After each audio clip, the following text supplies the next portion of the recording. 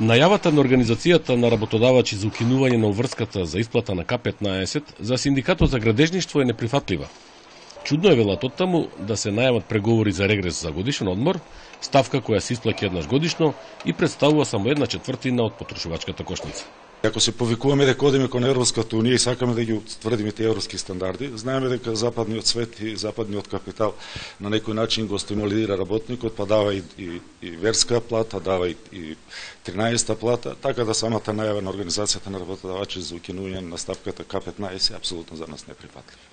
Преговарањето за К15 не значи негово укинување, туку можност, зашто е нелогично компании кои имаат финансиски проблеми да земаат кредит за да исполнат оваа обврска или поради тоа да подат во стечај. Ние имаме компании кои, посебно гранки, кои во нивните грански колективни договори утврдија висина на наднове за годишен одмор многу повисоко од 40%. Тоа се компании кои се добри компании.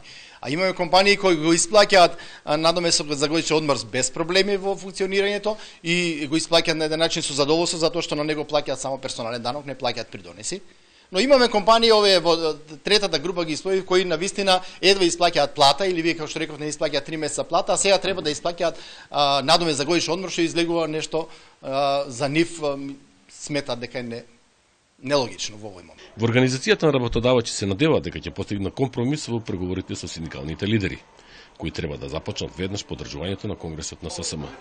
Раководството на Сојузот на синдикатите се уште нема конкретен став по ова прашање.